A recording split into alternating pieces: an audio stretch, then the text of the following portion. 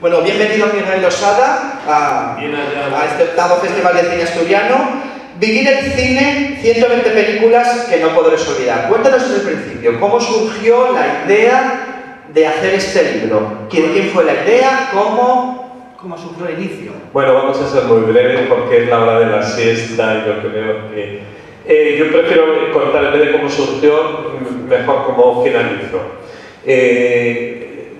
No sé si... Yo casi preferiría abrir micrófonos, como se dice, y que pregunte si alguien tiene interés en saber algo sobre este libro. Lo que queríamos con este libro era romper un poco con los cánones tradicionales sobre lo que son las películas consideradas como mejores de la historia. Hay un problema para mí con el cine, y es que todo el mundo ve cine.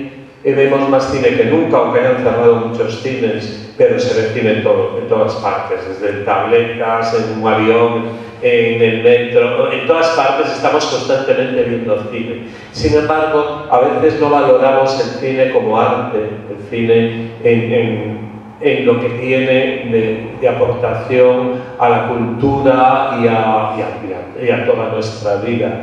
Mientras que en literatura o en música o en pintura existen unos parámetros, porque ya desde niños en los colegios les hablan de la música, les hablan de tal. Entonces, en literatura, pues a lo mejor la gente no ha leído El Quijote, pero todo el mundo sabe que El Quijote es una obra magna, una obra importante. Otra cosa es que ya uno la lea o no la lea. Pero existen unos parámetros, igual pasa en música. A lo mejor no estás escuchando a Beethoven, pero todo el mundo sabe que Beethoven es uno de los padres de la música y uno de los grandes músicos. En cine no ocurre así. En cine hay un barbiturillo que cada uno tiene sus películas favoritas, las que le gustan y tal, porque los criterios a veces son muy maleables. Entonces este libro lo que intentaba era conseguir un punto medio entre las películas que les encantan a los críticos y que a veces duermen a las multitudes, y las películas que la gente ama, las películas que realmente significan algo en nuestra vida, las que muchos que hemos visto mucho cine y que lo llevamos viendo desde niños, pues hay películas que son referenciales. Entonces, de alguna manera queríamos que el libro pudiera servir a gente, por ejemplo, adolescentes, gente de cualquier edad, que quiere dirigirse al cine y encontrar esos parámetros, esas películas que son imprescindibles. Luego podemos estar o no estar de acuerdo. Entonces, para ello hemos acudido a más de 100 personalidades del mundo del cine.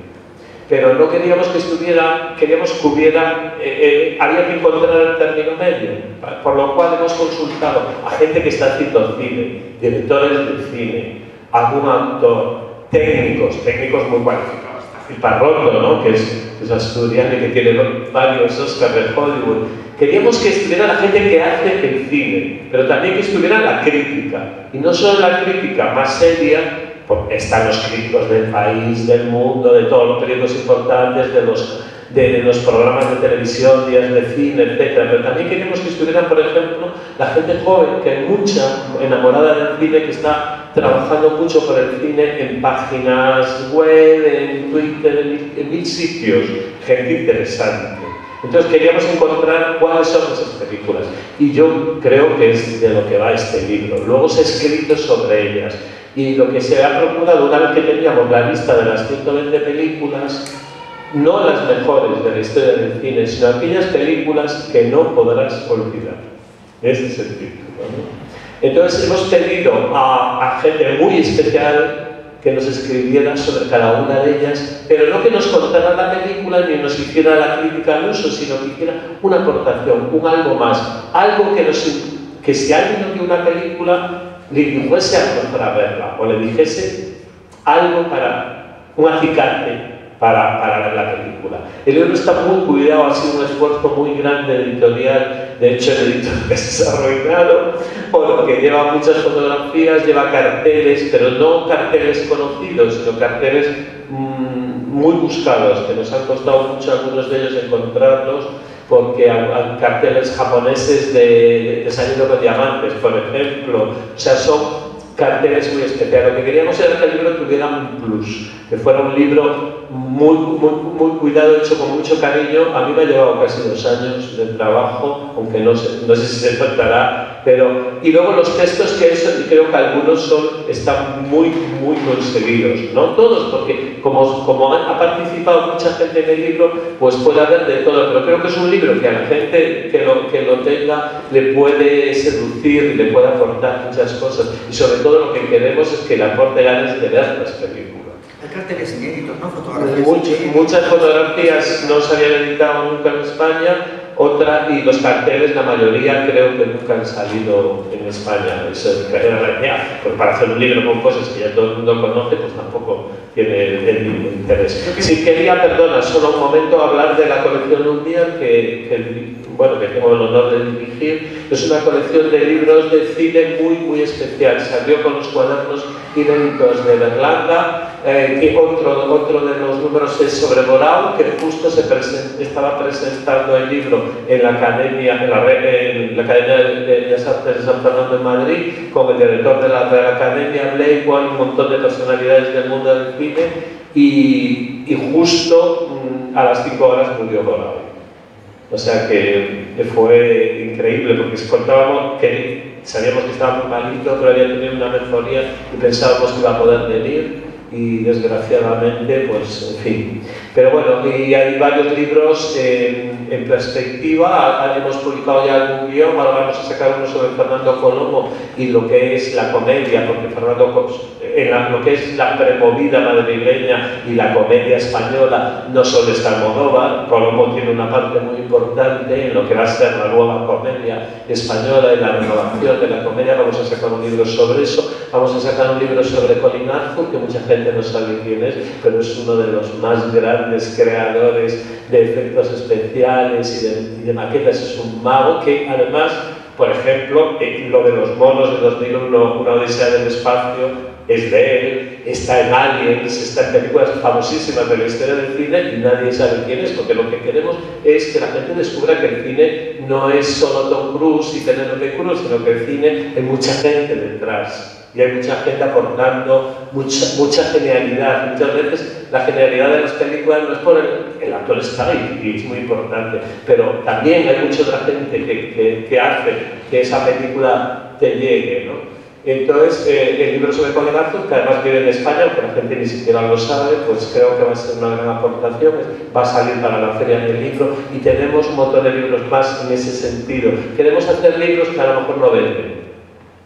Bueno, ese es el reto. No todo lo que vende es bueno. Este sí va a vender, yo creo. Quería preguntarte una cosa. Tú hiciste... No canses al público que hemos escuchado cantar. No, creo que no le vamos a cansar. La idea era preguntar a la gente que tiene vinculación con el mundo del cine qué películas tenían influencia en su vida. Esa era tu cuestión. Y en su obra también, en algunos casos. No las películas que más gustaban o menos gustaban. Porque sí las que más gustaban. No las que... Dentro de la influencia que tenían en la vida de cada persona. Esa era la idea. Porque evidentemente puede haber películas que nos gusten más o menos, o nos gusten mucho, pero bueno, no influyeran en nuestra vida, como Casablanca, son Ciudadano Kane, son dos películas estupendas, pero bueno, en mi vida en concreto no me influyeron esas, sino que como otras. Y al final sale Casablanca, Ciudadano Kane, pero digo que en concreto eran las que influyeran en la vida de los... Bueno, la ganadora fue Blade Runner. ¿Podemos decir algo de esta película? Porque a mí me sorprende que... Y después es un contraste muy brutal. Luego la segunda en votación es El Verdugo, película española, de los años 40, El Apartamento, y luego aparece Ciudadano Kane y Casablanca. ¿No es un contraste muy grande? ¿Por qué Blade Runner influye en la vida de los cineastas? ¿Cómo lo ves? Es justo lo que queríamos. Es más, yo creo que mucha gente no se ha atrevido. Yo le insistía a todo el mundo que votase las películas que ponían algo para ellos, no las que se consideran mejores en la historia del cine. Si empezamos a considerar, pues enseguida sale Bergman, Godard, Antonioni, no sé qué. A lo mejor hay gente que sí, que para ellos esas películas han supuesto algo en su vida, pero para otra no. Entonces lo que queríamos era encontrar eso. Creo que no lo hemos logrado de todo. Creo que no hemos logrado de todo porque a mí me faltan películas que yo sé que están en la vida de toda la gente. Pero que haya salido Blade Runner, que es una película que ha marcado por lo menos a 2 generaciones, creo que es sintomático y que está muy bien. Eso es lo que no quita, yo puedo estar discutiendo sobre Blade Runner, a lo mejor, desde luego no es mi película favorita, está claro, pero lo ha sido del 30 y tantos% de la gente que ha hecho las listas, por lo tanto está ahí con todos los honores. Es una película mítica, es una película que cuando salió no se veía la repercusión que iba a tener porque marcó un antes y un después, porque a partir de ahí ha influido muchísimo en el cine actual, en una manera de presentar las historias de ciencia ficción y tal, que a lo mejor no son tan ciencia ficción, porque ya casi estamos viviendo una época Blade Runner. Era una película sobre todo muy física, muy visual, ¿no? Todo lo que nos daban imágenes ha influido de tal manera que se han construido edificios y se han construido cosas virtuales del estilo de Blade Runner. Es una película que en eso ha marcado. A mí, sin embargo, me interesa mucho más de dónde viene, que es la novela de Philip K. Dick, ¿no? Que no creo que esté exactamente reflejada, y me interesaba mucho más el mundo de los replicantes y del doble y todo eso, ¿no? Que eso sí que entronca con toda nuestra cultura occidental, con el simbolismo, etc. Pero bueno, es un tema que está ahí. A mí me parece apasionante que haya salido, en fin. Bueno, no sé si la portada tiene algo que ver con Blade Runner. A mí no me gusta mucho la portada. Sí, no me gusta mucho la portada, pero bueno, es una cosa futurista y tal. Quiero decir que... Yo discutí mucho con esta portada. Yo no era mi portada, para nada, no quería que saliera esta portada. Pero el editor se empeñó en que saliera esa portada, que es de Blade Runner, está tuneada, es una imagen muy rara, conseguida, muy difícil, y ahora a mí casi me gusta, porque es la película que ha salido, habla del futuro y habla del cine, porque es una imagen muy cinematográfica. Lo que pasa es que parece como si el libro fuese un libro de ciencia ficción, que es lo que yo le decía. Entonces, el referente para un libro que habla de muchas películas, pues a mí no me lo parecía, pero sin embargo ha tenido un éxito enorme. Fernando Colomo me dijo que le encantaba. No sé si me lo decía de broma, pero creo que no. O sea que bueno, es discutible.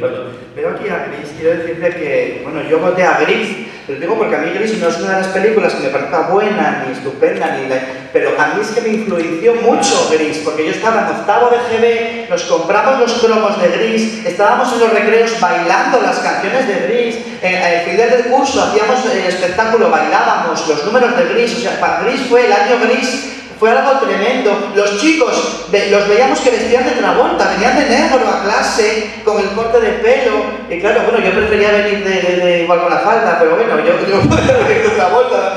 Pero bueno, era como que, oh, Gris. Y bueno, voté a Gris, pero no es la película que a mí me fenomenal, pero sí la voté. Pero no ha salido entre las primeras, y es lo que queríamos, que la gente votase las películas que significaban algo incluso en su vida, ¿no? Películas que te han marcado.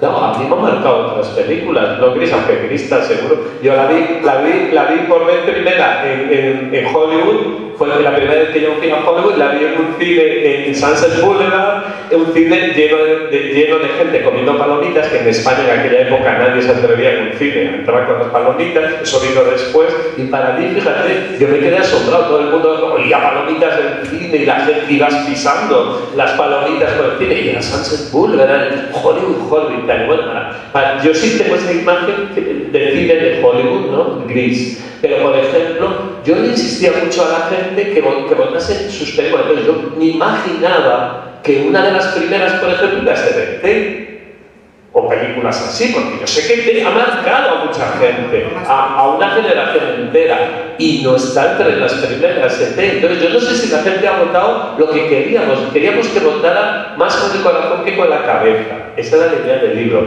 porque libros de las mejores películas de la historia del cine hay muchos, y ya sabemos que siempre están teniendo que ir la primera, aunque ahora, por primera vez, ha cambiado, ¿no? En la famosa lista del Film and Film, que es la más famosa del mundo, durante 50 años siempre ha salido el Ciudadano Kane, pero por primera vez en el año 2012 le ha pasado una película de Alfred Hitchcock, que es Vértigo, nada menos. Curiosamente que Alfred Hitchcock en su época nunca aparecía entre sus películas entre las mejores porque era bastante menospreciado. Se consideraba que Hitchcock hacía un muy buen cine de entretenimiento, era un buen artesano, pero no se le consideraba un genio del cine.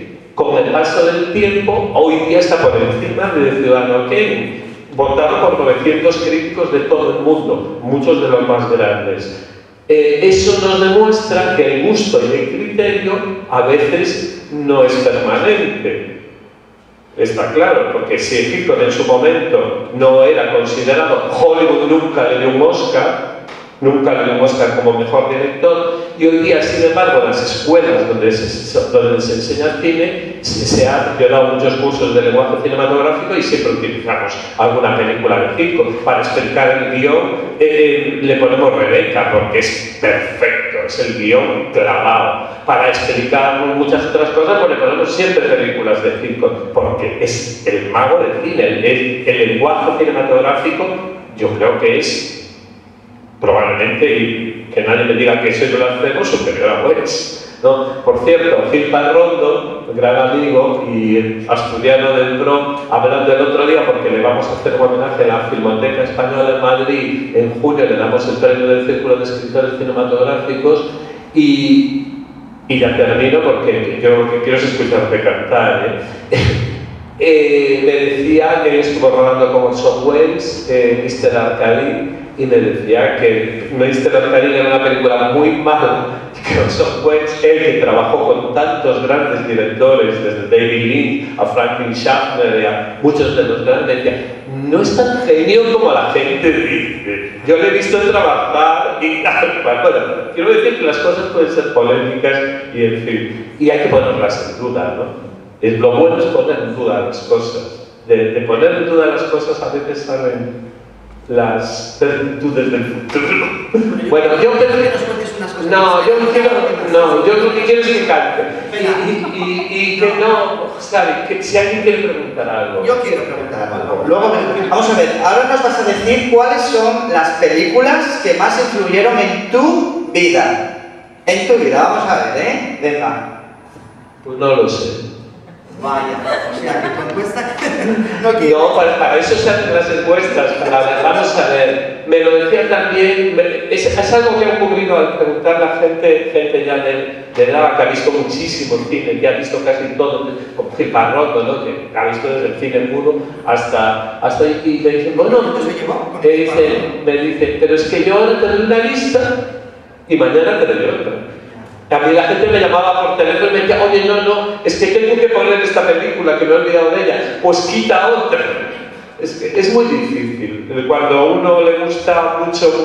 Pero una anécdota con una película, tú dices que viste Hollywood, Reese, ¿no tienes o algo, una película que te marcara en tu vida, que te acuerdes lo que a ver, no son igual las películas que te marcan de niño que las que te marcan de adolescente, que las que te siguen marcando, porque a mí me siguen marcando películas. Yo todavía descubro películas y digo, Dios mío, y tal. Películas que he visto de hace 30 años, las veo hoy y las descubro de otra manera, ¿no? Yo puedo contar la anécdota de cuando vi Teorema de Pasolini, que estaba prohibida en España todavía, y la vi en Lisboa, y quizá hoy no ocurriría, pero yo era adolescente, y esa película me revolucionó de tal manera, me trastornó de tal manera con la persona con la que yo estaba al lado, que salimos del cine, nos compramos una botella de champán, que estuvimos haciendo el amor toda la noche por la película, por la influencia de Teorema. O sea, que una película puede llevar a eso, no estoy mintiendo. Fue la película la que nos puso en ese trance. Nos compramos una botella de champán y estuvimos... No sé por qué, claro, esto puede resultar ridículo, hoy no me pasaría, seguro, desgraciadamente. Bueno, yo estaría toda la tarde hablando con Miguel, que ¿cómo ves el panorama del cine ahora? ¿Cómo de las que están actuales, de las nuevas? ¿Cómo es el cine ahora de Hollywood, que viene de América, en España? ¿Qué va a pasar con el cine? Cuéntanos algo. Nos estamos aquí esta mañana. Yo prefiero que la gente pregunte. Yo veo el cine maravilloso, yo veo el cine... se sigue creando, más que nunca. Hay un cine increíble en muchos países que el problema es que hoy día no vemos el cine como antes. Antes una película se estrenaba en un cine, se estaba 3 meses en el cine, luego llevaban los cines de barrio y estaba todo el año por ahí la película. Hoy día hay muchas películas que no llegan, que los canales no sabemos por dónde son, que se la baja alguien, que dice, oye, bájate el vidente, que no sé qué, no se estrena, y tal, pero cine, se hace muchísimo cine, hay muchísimo amor al cine, hay un cine joven increíble, hay un cine no tan joven también increíble, y hay mierda por un tubo, y no tenemos tiempo de perder en ver basura. La gente ve más basura que nunca en cine. Esa es una pena. Por eso intentamos hacer libros que ayuden a discernir un poquito lo que es perder el tiempo de lo que es, por supuesto, uno puede. Yo utilizo a veces películas para dormirme, es maravilloso. Pongo ya 5 minutos, ya estoy, ¡joder! Ya está, genial. Pero bueno, me refiero que el cine es también un arte, el cine forma parte de la sociedad y además es una industria muy importante. Y el cine español, que yo lo defiendo contra todo, es parte de nuestra historia. Y si queremos entender la historia del siglo XX, tendremos que ir muchas veces a muchas películas que Dios va a verlas. Y vemos muchísimas tonterías americanas y volvemos a ver gilitonterías, que es lo mismo vez tras vez. Sí, muy bien industrialmente, y a veces de peliculitas españolas que sin tantos medios y tal nos hablan de temas muy nuestros, que nos llegan y muy interesantes y pasan desapercibidas, y eso me da mucha pena. Bueno, me gustaría que hablara al público, Venga, yo creo que se os oye bien. Estaba atendiendo desde el principio con curiosidad a lo que decías de que a lo mejor Blade Runner, curiosamente, es la más elegida, ¿no? Según os escuchaba, a mí casi me parece, porque para mí es la que más recuerdo que me ha impresionado, pero es una... Sí, sobre todo esto es un conjunto de todo, de la música y todo, hay imágenes que me han quedado absolutamente grabadas y además es que es tremendamente actual. O sea, es casi la historia de estos momentos de la vida, ¿no? De una forma más abstracta, ¿no?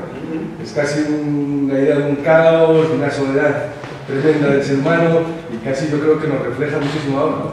Quizás a lo mejor mucha gente que la haya votado no es por eso, ¿no? Es mi sensación. Sí, pero yo creo que es sobre todo una película, yo la vivo totalmente desobjetualizada. Va más allá del formato cinematográfico, es el contenido sobre todo, ¿no? Entonces a lo mejor otras películas, como has dicho, que están también votadas, pues son más objeto, ¿no? Cinematográfico. Y esta, al menos tal como yo la he percibido, es totalmente es el concepto, la idea, casi la expresión de nuestro tiempo, el futuro, lo estamos viviendo ahora, ya está aquí, es eso. Es su época más completa. Es curioso, pero la película se estrenó el 25 de junio de 1982. Es decir, hace 30 años. Yo quería que el libro hubiera estado el 25 de junio del año pasado porque hacía 30 años y precisamente queríamos celebrarlo poniendo Blade Runner. A mí me gusta mucho Blade Runner, no me interpretes mal. No es... Hay otras que me gustan más todavía, pero me gustan. Yo estuve ese 25 de junio de 1982 en el Cine Avenida de Madrid viendo Blade Runner y venía como una película más del género. Era una película más de esta, no venía como una de las grandes películas del año, de aquel año, no. Venía como una película. Yo iba con una amiga y salimos tan impactados que al cabo de 2 días volví a ir a verla al cine de la Avenida de Madrid, pagando la entrada, y además me alegro que digas una cosa, porque para mí esta película es casi una ópera. La música tiene tanto que ver con el ritmo de la película que tiene algo de operístico, algo, porque como es tan visual y tal, pero claro, lo que tú dices, lo que es la historia de los dobles, de los replicantes, que al final no sabemos si nosotros mismos somos replicantes de otros replicantes, eso está en Philip K. Dick, y en todas las historias de Philip K. Dick está en cualquier cuento de él. Lo que pasa es que a veces, por mucho que hagamos el cine, a veces la literatura tiene componentes que están... Hay un documental también en televisión un día sobre cómo se hizo la película, que parece que fue pionera en el tema de escenografías, con maquetas que eran impresionante como habían conseguido, con una maquetita pequeñita encima de una mesa, una escenografía impresionante. Pero eso ya se hacía Metrópolis de Friedland, ¿no? Sí, pero parece ser que en esa película en concreto se logró un avance, hubo un antes y un después en ese tipo de... Sí, pero no solo en esa. Tener en cuenta que Aliens, por ejemplo, en el tema de maquetas y de eso es probablemente superior. Y hay que tener en cuenta que Ridley Scott venía del mundo de la publicidad y lo que logra es esas escenas que se ven pasar anuncios en los edificios en lo alto y tal. En el año 81 eso era muy novedoso. Hoy día lo hay en Madrid, hoy día en la Gran Vía de Madrid hay pantallas que están permanentemente pasando cosas, pero en el año 81 eso visualmente era muy impactante. Todo el mundo, las escenas tan nocturnas, todo tan oscuro, tan la lluvia, la mezcla, por ejemplo, la mezcla de razas que hay en la ciudad del futuro es casi lo que hoy cuando vas a Madrid o a París o a Londres, es una mezcla de razas que no sabes y tal, pero eso se ve en esa película, ¿no? Hay cosas que efectivamente estoy de acuerdo. Es casi como la historia de la decadencia de la tecnología, los avances tecnológicos más brutales, con esos años y tal, y después la soledad del ser humano más brutal. Claro, por eso digo que se desobjetualiza. Claro. O sea, el contenido es tan brutal que... Bueno, yo me alegro porque al final esa es la acta de primera, pero de cierto modo todo eso está en otras películas anteriores y quizá mejor incluso. Si vemos Metrópolis, lo que supone en los años 20 o otras películas, lo que el cine desgraciadamente, y es lo que yo lucho, lo desconocemos. Vemos muchísimo cine, pero no porque no se estudia. Si a los niños hubiese una asignatura que fuera cine, igual que literatura, porque al fin y al cabo uno acaba a lo largo de su vida por ver más cine que leer libros, probablemente. Y sería bueno que ya en la enseñanza pues hubiese clases de cine, aparte que el cine, como tiene relación con la literatura, con la música, con la fotografía, con la arquitectura, con todo, pues es un arte total y es el arte de nuestra época. No obstante, también el tema de que dices tú que es casi operística, bueno, a mí no me sorprende porque yo soy un psicópata ya de las bandas sonoras y todo, ¿no? Yo también. Han hecho todas las yo tengo que seguir. Bueno, la mayoría de las películas más votadas son de los años 40. No hay prácticamente películas modernas. Eso no indica algo, bueno, en la gente de esta generación. La más moderna casi será El Padrino 2. Curiosamente es más votada El Padrino 1 que El Padrino 2. Bueno, sí, Belgrano es la más moderna, de los años 80. Sin embargo, ha votado mucha gente. Sin embargo, no digo todas, de todas las dos. Aquí hay una cosa muy interesante. De los años 40. No, entonces quería preguntarte, ¿no crees que en los años 40 es cuando se hizo mejor cine, en sentido de un cine de elaborado, de artesanal, sin efectos especiales, sin turbulencias, sin sangre? No son los años 40, bueno, en la encuesta... No lo creo en absoluto. No lo creo en absoluto. Pero de todas formas, aquí al final están todas las listas de lo que votó toda la gente, lo cual me parece muy curioso. No, todas las listas de lo que votó, las 25 películas que votó cada uno de los señores que han intervenido. Es curioso porque hay gente muy joven, gente que lleva programas, que está en programas de televisión y tal, que tiene 20 y tantos años y son los que votan más cine clásico. O sea que eso es muy curioso. La pregunta de que en los años 40 en absoluto, yo creo que el cine nunca ha superado ni va a superar al cine de los años 20. En los años 20 es cuando el cine... Es que en los años 20 está todo ya. No ha habido nada, no se ha inventado nada que no estuviera en los años 20. ¿Por qué? Porque en los años 20 no existía la palabra. Y el cine era un lenguaje puro. En eso Chaplin, que se negó durante muchos años a hacer cine hablado, porque decía que no era necesario, que el cine era un arte visual, lo cual no estoy de acuerdo, porque todo ayuda, la palabra ayuda, ¿por qué no? La música ayuda, todo ayuda. Pero en los años 20 el cine como lenguaje logra un desarrollo que no se ha superado. Yo creo que en la década, esto es personal por supuesto, creo, y yo doy clases de lenguaje cinematográfico y lo compruebo porque a los chavales les pongo películas de los años 20 y cuando las ves y las colocas en su lugar se quedan acojonados, ¿no? No es cierto que en muchas escenas cinematográficas bueno, puedes hacer una crítica a lo mejor sobre la escena cinematográfica, pero le quitas el sonido, le quitas la música y pierde todo su sentido. El actual, pero no los de los 20. Pero por ejemplo, fíjate, yo estoy escribiendo un libro hace ya bastante tiempo sobre el desarrollo del cine musical como lenguaje. Y existe, aunque no os lo creáis, existe cine musical mudo. Sí existe, claro. Lubitsch hace musicales en los años 20, antes del sonoro, porque el ritmo, la cámara, el ritmo baila. La película, igual que hay películas que no son musicales, Almodóvar sabe mucho de eso, que utiliza a veces ciertas secuencias como si fueran de musical y no son musicales. O hay muchos directores, ¿no?, que saben eso, porque no está solo en que haya una orquesta tocando chachín chachán, es el ritmo del lenguaje, y eso a mí es un tema que me apasiona, ¿no? Y bueno, en los años 20, si ves una película como Amanecer, que está aquí porque la ha contado mucha gente, cuando se ve una película como Amanecer, todo lo que ha venido después, mira. Bueno, yo creo que es el momento de oír ya a nuestra estrella, Elena Martín, nuestra cantante, que nos va a dar una sorpresa. Se ha preparado unas músicas de cine para ti, para vosotros, y bueno, esperemos que nos entren la sorpresa que tenemos.